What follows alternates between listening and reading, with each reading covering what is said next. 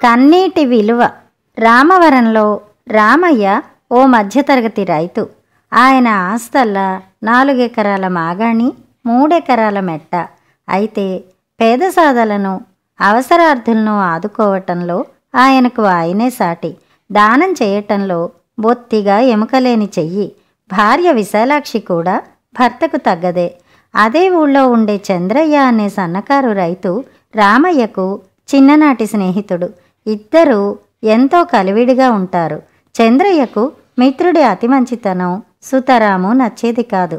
ప్రతి రాత్రి భోజనాలు ముగించుకుని రచ్చబండ దగ్గర కలుసుకున్నప్పుడు నీ అతి మంచితనం ముందు ముందు ఎన్ని అనర్థాలకు దారితీస్తుందోనని ఒక్కసారైనా ఆలోచించావా? నీ 2 ఆడపిల్లల బాగోగులు దృష్టిలో పెట్టుకుని కాస్త వెనక ముందు ఆలోచించటం అలవర్చుకో అని రామయ్యను హెచ్చరించేవాడు చంద్రయ్య. మౌనమే సమాధానంగా ఓ చిరునవ్వుతో సరిపెట్టేసేవాడు రామయ్య. ఇదిలా ఉండగా ఒకరోజు ఉదయాన్నే రామయ్య, చంద్రయ్యలు రచ్చబండ దగ్గర తారసపడ్డారు. వాళ్ళిద్దరూ సంభాషించుకుంటుండగా ఓ యువకుడు అక్కడికి ఆందోళనగా వచ్చాడు. అయ్యా, నా పేరు శివయ్య. నాది పొరుగునే ఉన్న రావిపల్లి. నేను రాతి పనులు చేసుకుంటాను. 2 రోజుల నుండి మా అమ్మకు తెగ సుస్థి చేసింది. మూసిన కన్ను తెరవటం లేదు. ఆచారి గారి దగ్గరకు తీసుకెళ్తే వైద్యానికి 800 దాకా ఖర్చవుతుందని చెప్పారు. కాస్త దయతల్చండి, జీవితాంతం రుణపడి ఉంటాను అని వలవలా ఏడ్చేశాడు. రామయ్య కొద్దిసేపు ఆలోచించి కుదువు పెట్టడానికి ఏదన్నా వస్తువుందా అని అడిగాడు. కళ్ళు తుడుచుకున్న శివయ్య, నా పెళ్లికి అత్త తరఫు వారు పెట్టిన ఉంగరం ఉంది, తీసుకుని సాయం చెయ్యండి అని వేలికి ఉన్న ఉంగరాన్ని తీసి రామయ్య చేతిలో పెట్టాడు. రామయ్య దాన్ని ఎగాదిగా చూసి ఇది అసలుదో నకిలీదో తెలియటం లేదు. నకిలీని అసలుగా చూపించి ఏమార్చటం ఈ రోజుల్లో పరిపాటైపోయింది అని జేబులో నుండి 200 తీసి శివయ్య చేతిలో పెట్టాడు. శివయ్య గుడ్లనీరు కుక్కుని, అయ్యా, తమరు సందేహించనవసరం లేదు. అది నికార్సైన బంగారమే. మీ మిత్రుడి సలహా కూడా తీసుకుని మరో 500-600 ఇప్పించండి. చావు బతుకుల్లో ఉన్న మా అమ్మను బతికించుకుంటాను అని దీనంగా వేడుకున్నాడు.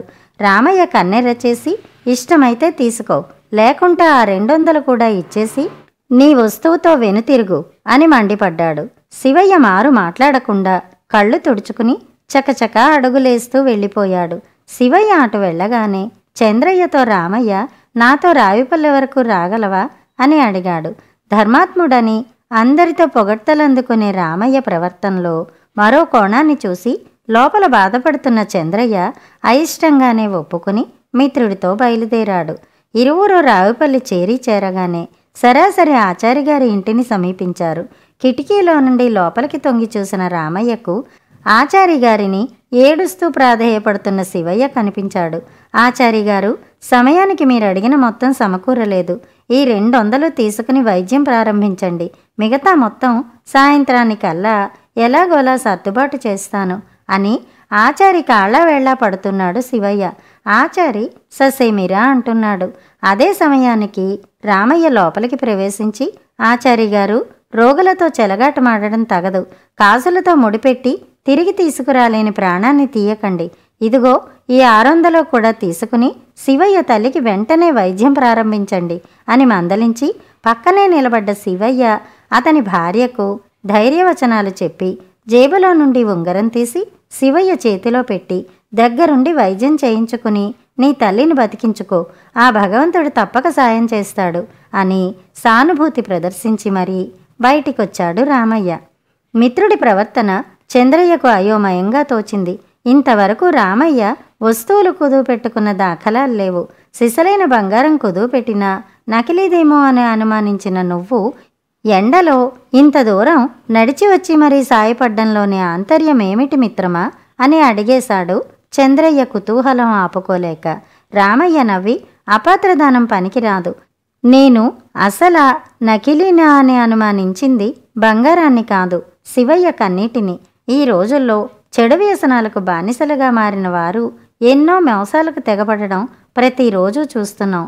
నిజానిజాలు తెలుసుకోకుండా సహాయం చేస్తే ఆ సహాయం ఎన్నో అనర్థాలకు దారితీయగలదు.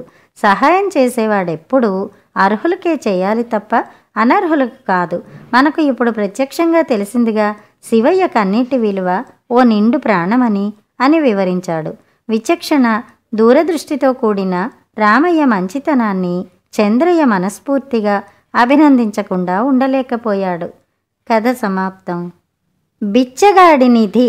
ఒక పేద రైతు ఒకనాడు పొలంలో పనిచేసి అలసిపోయి ఇంటికి వచ్చి నడుము వాల్చి, ఓ దేవుడా, నాకొక చిన్న నిధి ఇవ్వలేవా అని ప్రార్థన చేశాడు. అకస్మాత్తుగా అతని ముందొక సంచి పడింది. మరుక్షణమే అతనికి ఇలా వినపడింది: ఈ సంచిలో నీకు బంగారు నాణెం దొరుకుతుంది. దాన్ని తీస్తే ఇంకొకటి దొరుకుతుంది. తడవక ఒకటి చొప్పున దాని నుంచి నీకు ఎన్ని నాణేలైనా దొరుకుతాయి. నీకు చాలినన్ని తీసుకున్నాక ఈ సంచిని నదిలో పారేయి. అయితే ఒక్కటి గుర్తుంచుకో, సంచిని నదిలో పారేసేదాకా నువ్వు ఆ డబ్బును ఖర్చు చేయరాదు. అలా ఖర్చు చేశావో నువ్వు తీసిన డబ్బు యావత్తూ మాయమవుతుంది. రైతు పరమానందం చెంది ఆ రాత్రల్లా సంచిలో నుంచి బంగారు నాణాలు తీసి ఒక గోతం నింపాడు. మర్నాడు అతనికి ఇంట్లో తిండి లేదు. సంచిని నదిలో పారేసిన దాకా బంగారాన్ని వాడడానికి లేదు. ఇంకొక్క రాత్రి అంతా కూర్చుని ఇంకొక గోతం నింపి ఆ తర్వాత సంచిని నదిలో పారేద్దామనుకున్నాడు. ఇలా చాలా రోజులు గడిచాయి. గోతాలు బంగారు నాణాలతో నిండుతున్నాయి. రైతు రోజూ బిచ్చమెత్తి పొట్ట నింపుకుంటున్నాడు. చివరకు ఒకనాడు అతను చనిపోయాడు. ఇరుగు పొరుగు వాళ్ళు వచ్చి చూసి ఆ బిచ్చగాడి ఇంటి నిండా గోతాల కొద్దీ బంగారు నాణాలు ఉండడం చూసి నిర్ఘాంతపోయారు. కథ సమాప్తం. చెవిటి మేళం.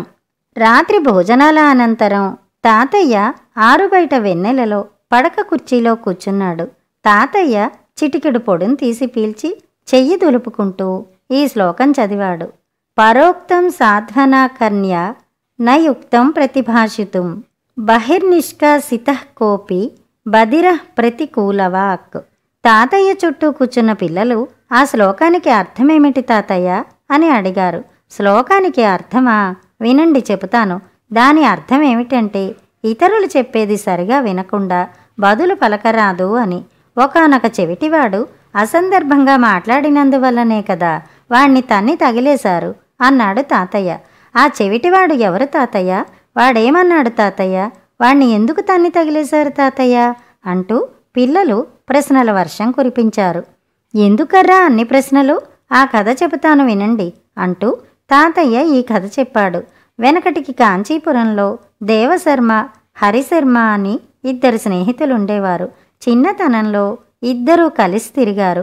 పెద్దవారు అయినాక కూడా వాళ్ల మధ్య స్నేహం ఉండిపోయింది. ఇలా ఉండగా దేవశర్మ ఉన్నాడే, వాడికి కొంచెం చెవుడు ఆరంభమైంది. అది అందరికీ తెలిసిపోతుందేమో అని వాడు భయపడుతూ ఉండేవాడు. ఒకసారి హరిశర్మకు జబ్బు చేసింది. ఎన్ని వైద్యాలు చేసినా అది తిరుగుముఖం కాలేదు. తన వ్యాధి నిమ్మళించదని హరిశర్మ నిరాశపడ్డాడు కూడా. తన మిత్రుడైన హరిశర్మకు జబ్బుగా ఉందని దేవశర్మకు తెలియవచ్చింది. అతన్ని చూసి పరామర్శించి వద్దామని బయలుదేరాడు. తనకు మరి చెవుడు కదా, చాలాసేపు మాట్లాడుతూ కూర్చుని ప్రయోజనం లేదు. అవతలి వాళ్ళు చెప్పేవి తనకు ఎలాగో వినపడవు. తనకు చెవుడని అందరికీ తెలిసిపోతుంది. అందుకని ముచ్చటగా 3 ప్రశ్నలు వేసి స్నేహితుణ్ణి పరామర్శించి వచ్చేద్దామనుకున్నాడు. తనను చూడడానికి దేవశర్మ వచ్చాడనగానే హరిశర్మ సంతోషించి కూచోమని చెయ్యి ఊపాడు. జబ్బు ఎలా ఉంది అని అడిగాడు దేవశర్మ. ఇది నయమయ్యేటట్టు లేదు అన్నాడు హరిశర్మ. ఆ మాట దేవశర్మకు వినపడదు కదా. భగవంతుడి దయవల్ల అలాగే జరగాలి. ఔషధం ఏమిటి అని మళ్ళీ అడిగాడు దేవశర్మ. మృత్యువే ఇక నాకు ఔషధం అన్నాడు హరిశర్మ. అదే మంచి మందు. ఇంతకు వైద్యుడెవడు అని దేవశర్మ మళ్ళీ ప్రశ్నించాడు. ఎవడా? యమధర్మరాజు అన్నాడు హరిశర్మ వళ్ళు మండి. అతన్నే నమ్ముకో, చాలా గట్టివాడు అన్నాడు దేవశర్మ. ఇదంతా వింటున్న హరిశర్మ బంధువులు దేవశర్మ ధోరణికి మండిపడి అతడిని పట్టుకు చావగొట్టి వీధిలోకి గెంటారు. చూసారా, అవతలివాడి మాటలు వినకుండానే జవాబివ్వడం అనేది ఎంత అనర్థాన్ని కలిగిస్తుందో అన్నాడు తాతయ్య. కథలు కంచికి, మనం ఇంటికి.